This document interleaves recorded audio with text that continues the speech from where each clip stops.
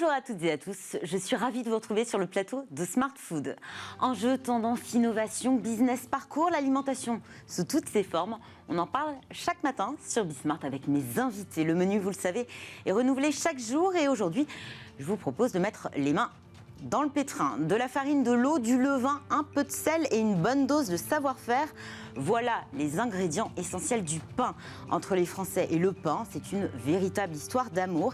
Il faut dire que le pain, c'est un symbole national, un symbole aussi de la révolte. Et l'actualité nous l'a rappelé récemment à travers cette baguette vendue en supermarché à 29 centimes d'euros.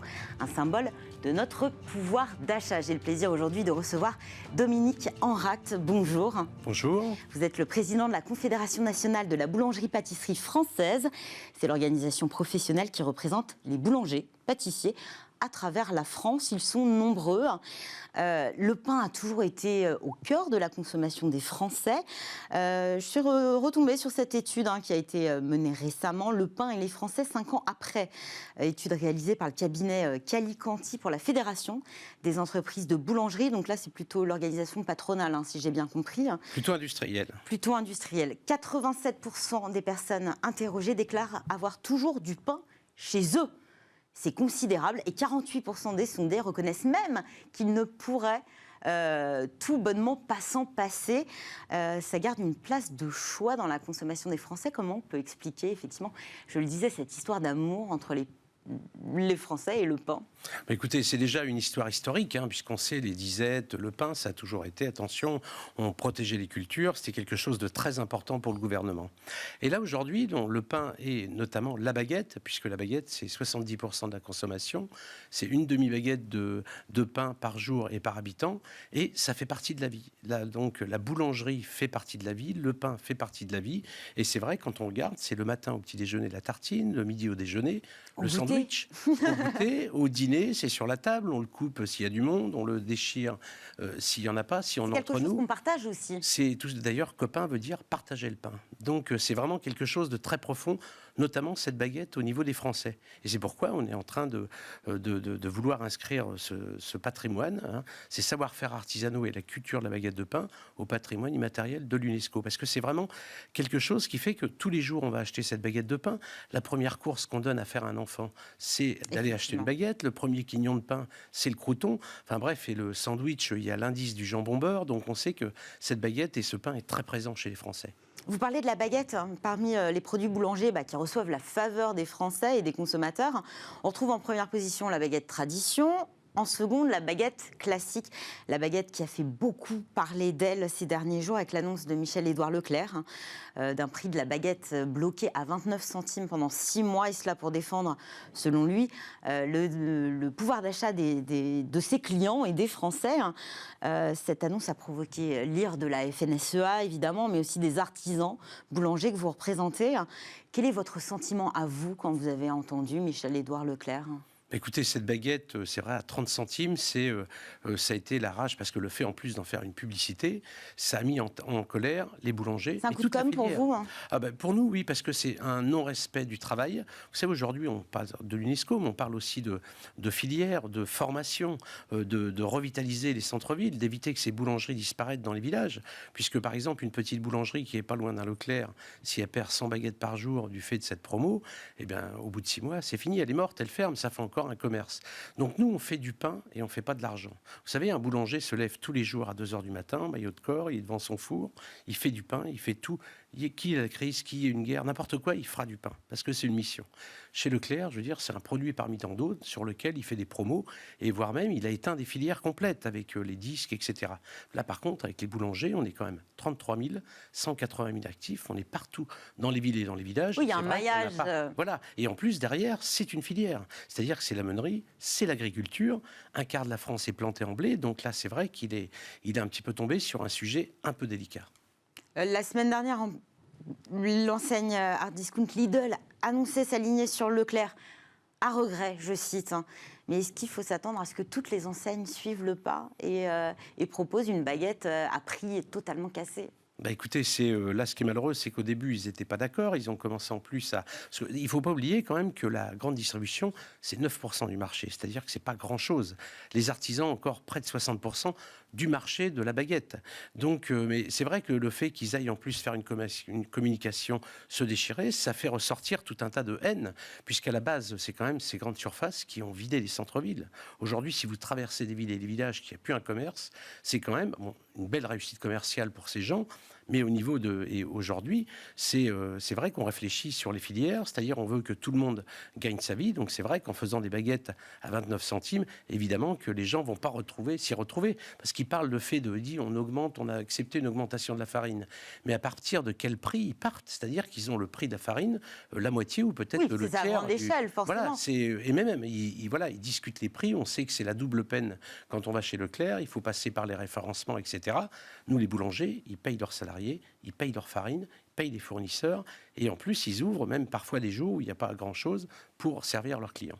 Derrière la polémique du prix, finalement, est-ce qu'il n'y a pas aussi une remise en cause du modèle industriel d'une part, mais aussi du modèle de la grande distribution? Mais complètement. Aujourd'hui, on voit que les grandes surfaces ont d'ailleurs affiché, quelles que soient les marques, au niveau des hyper, c'est de moins en moins la mode. Les gens s'aperçoivent que, en allant chercher beaucoup, parfois ils perdaient et ils gagnaient pas forcément de l'argent.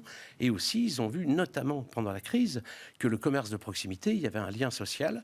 On avait une explication sur le produit, puis c'est un modèle de vie qui change, c'est-à-dire qu'on a envie d'avoir du contact, acheter des produits, les apprécier, et puis faire, comme si vous voulez, on est arrivé à un moment donné avec des poulets à l'huile de vidange. Donc voilà, ils veulent des produits, de la traçabilité, discuter, et aussi on voit par exemple ce qui n'a jamais aussi bien marché, c'est la baguette locale, c'est-à-dire que chaque département fait du blé de chez eux, il y a une espèce de cocorico, et qui fait que les gens sont tout à fait contents d'aller chercher cette baguette. Donc c'est vrai que c'est pas de mettre en danger, mais c'est une atteinte à ce métier noble. Vous le dites très bien, hein. 3 critères d'achat du pain: le goût, la fabrication traditionnelle, la fraîcheur. On cherche aussi l'origine France garantie. On le sait, la qualité a un prix. Qu'est-ce qui fait la différence entre une baguette industrielle et une baguette artisanale? Alors vous savez, vous prenez par exemple une baguette de tradition, déjà, l'artisan va... Et vous savez, il y a une âme déjà dans une boulangerie. Il y a un accueil. Mais en plus, au niveau du produit, ça va être une baguette, une farine de qualité. Ensuite, ça va être un pétrissage lent. Un travail. Ça va être une longue fermentation, un façonnage à la main, une cuisson comme il faut dans un four à sol, et après un conseil en boutique. Et aussi, vous savez, quelquefois on a des gens, moi j'ai vu dans mon magasin où l'un des deux avait disparu, l'autre continue à venir à la boulangerie pour avoir un contact. Donc tout ça fait partie du produit. Et c'est vrai que dans si vous voulez, même un Leclerc n'ira pas faire des livraisons qu'un boulanger va dans les petits villages, etc. Un Leclerc n'ira pas dans un village de 500 habitants. Donc ça, c'est extrêmement précieux, une boulangerie. Alors, c'est vrai que 29 centimes, c'est un prix d'appel, c'est une chose. Si on parle de tout ce que l'on recherche à travers cette baguette de pain, est-ce qu'on peut vraiment s'attendre à ce que cette baguette à 29 centimes détourne les Français des boulangeries ? Alors non, c'est pas évidemment que beaucoup de gens vont dans leur modèle de tous les jours d'aller à la boulangerie, comme je disais, pour un lien social, pour la qualité, pour le lien. Vous savez, on dit mon boulanger, on dit pas forcément mon Leclerc. Donc il y a vraiment une habitude des Français à aller dans ces commerces de village, et aussi, par exemple, le dimanche, ils vont, qui n'a pas été dans une boulangerie pour ce pain, etc. Donc mais c'est quand même, voilà, même si c'est pas le même produit, si vous voulez, le fait d'afficher des choses comme ça, quelques personnes peuvent se demander, est-ce qu'on a un vrai prix? Parce qu'aujourd'hui, le fait d'annoncer 30 centimes, moi, écoutez, je sais ce que vaut une baguette, j'ai déjà fait le calcul, entre le prix, comme il dit, il y a 15 centimes de farine. Oui, mais les charges fixes, la masse salariale, il y a bien des caissières, il y a bien des boulangers, il y a bien des parkings, des loyers à payer. Donc tout ça, me paraît pas très réglo. Alors peut-être trop jeune pour le savoir, mais en préparant cette émission, j'ai appris que le prix du pain est libre depuis seulement une trentaine d'années. Avant, c'était encadré par une série de dispositifs, effectivement. Aujourd'hui, on peut librement fixer le prix de son pain. Derrière, qu'est-ce qu'il y a? Il y a les matières premières, vous le disiez, il y a le loyer, il y a les salaires des employés. Qu'est-ce qu'il y a d'autre? Un savoir-faire aussi? Oui, il y a un savoir-faire, mais vous savez, c'est, voilà, matières premières, 15%. Salaire et charges aujourd'hui, c'est entre 30 et 40%. Voilà, selon si vous avez une petite ou une grosse affaire. Ensuite, vous avez tous les frais fixes, les autres charges externes, ce qu'on appelle dans le bilan. Donc, c'est le loyer, c'est l'énergie, c'est les taxes, c'est le parking, c'est les caddies. C'est bon, chez un boulanger, ça va être toutes ces charges. Donc, effectivement, on arrive avec une baguette qui va gagner 10, 15, 20 centimes pour certaines affaires. Donc, c'est pas, vous voyez, c'est un peu compliqué quand même. Comment on peut défendre l'artisanat aujourd'hui? Aujourd'hui, l'artisanat, vous savez ce qu'on fait aujourd'hui, c'est-à-dire de mettre en valeur un savoir-faire, et on le voit par exemple, on a beaucoup de reconversions, des gens qui sont architectes, des écoles de commerce. Je voulais revenir avec vous sur le métier de boulanger. Voilà, donc c'est-à-dire c'est une vocation. On a une place dans la ville. C'est un métier avec lequel des matières premières arrivent chez nous et il ressort des produits merveilleux. On a vraiment le respect du client, on a des échanges avec les clients. Moi, je connais tous les gens de mon quartier. Je présente des gens au concierge, pour vous dire. Donc, c'est vraiment l'artisanat. Il y a vraiment un gros retour sur ces produits parce qu'il y a la création, il y a la gestion. Tous ces postes sont mis. Donc, on est aussi des chefs d'entreprise. C'est-à-dire, pour un jeune, il y a moyen de gagner sa vie, parce que là, en plus, toutes ces histoires de pain peuvent parfois éviter aux jeunes de venir. Donc, on est fou furieux aussi là-dessus. On fait beaucoup de formations pour faire venir les jeunes. Et là, il y a un retour, en plus, suite à la crise, dans les petits villages. Et là, on trouve que ça va plutôt bien. Alors, des moments un peu compliqués avec l'augmentation de toutes les matières premières, de l'électricité, mais malgré ça, voilà. Et le blé, bien sûr, on l'a dit. Comment le secteur a traversé la crise? Écoutez, le premier confinement a été compliqué puisque les gens ne pouvaient pas sortir. Mais elles sont restées ouvertes malgré tout. Ils sont restés ouvertes, on avait l'obligation d'ouvrir. Et ont permis aussi ce lien social. Tout à fait, et on l'a vu dans une enquête qui a été faite où les gens disaient... En fait, il n'y a qu'avec vous qu'on peut discuter. C'était incroyable.